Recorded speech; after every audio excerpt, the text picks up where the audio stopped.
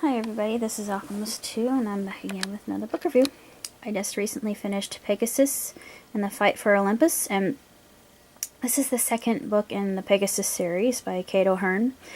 And if you enjoy Greek myth, then this will probably be right up your alley like it was for me. And in this particular volume, Joel has changed quite a bit. Instead of being the hateful individual that he was in the first book, he's kind of a bully. He's assisted Emily in keeping her safe from the CRU, or the crew, the Central Research Unit, who are after her.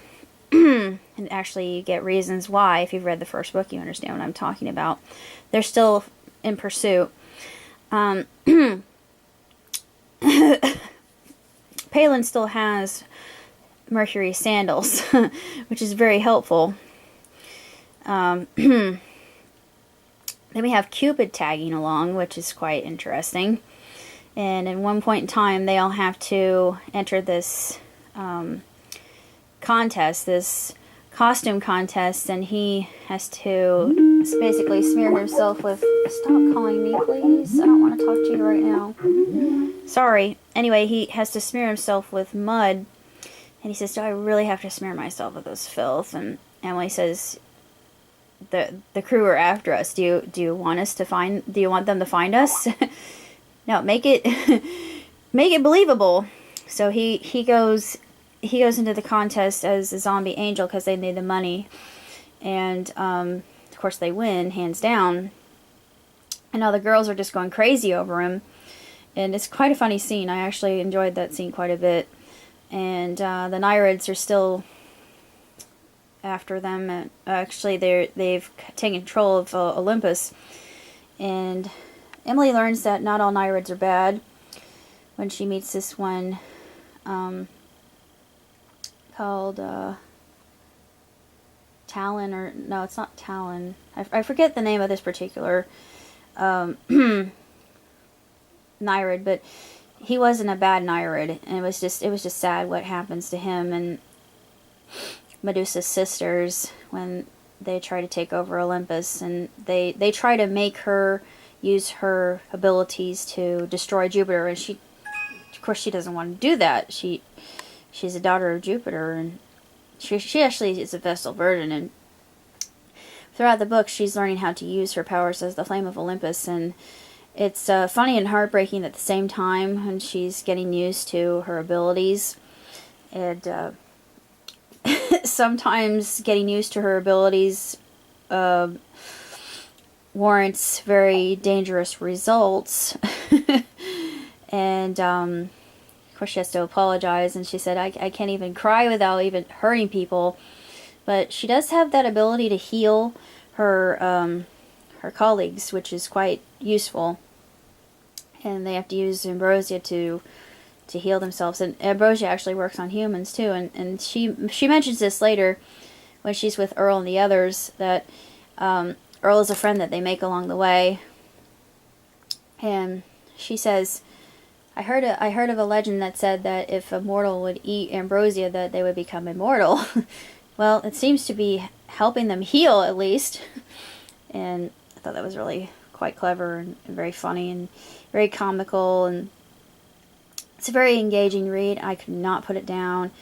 It's just one of those books that when you pick it up, you realize that you've picked up something very magical and endearing, and you get all the characters that you're used to of Greek mythology, and it's just a new, more modern turn of how this myth is told, and adding a new character to it, the Flame of Olympus herself, Emily, Vesta's daughter, basically.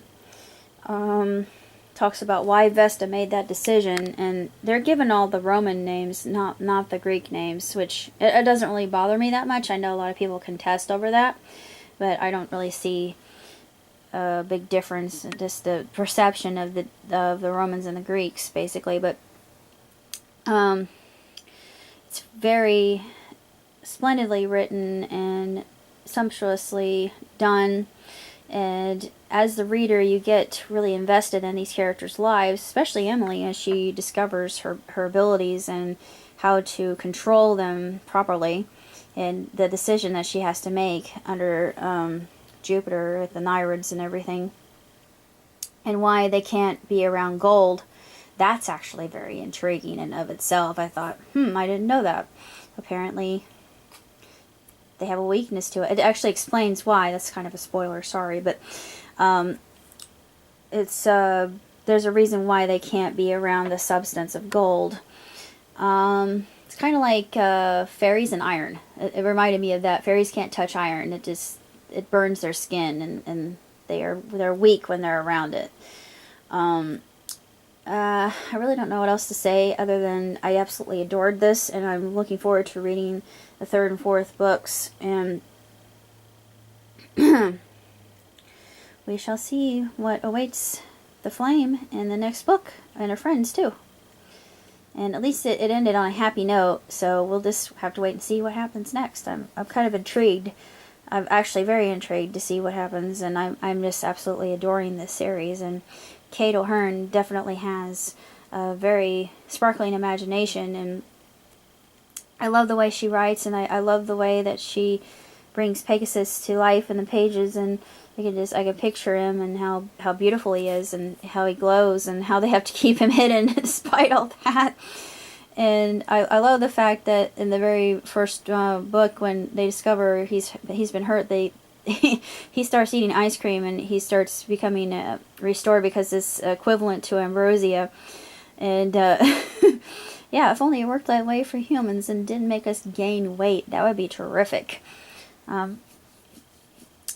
I give the series so far, I give 5 stars and 2 thumbs way up, and it's really outstanding and truly a work of art. And if you have a chance to read it, then do so. It's different. It's a different take on the whole Greek myth, but as far as I'm concerned, it's just as good, and even more heartfelt in some cases than Percy Jackson would be. And it's wonderful. That's all I can say about Pegasus and the fight for Olympus. Till next time, live long and prosper. Ciao, tutti!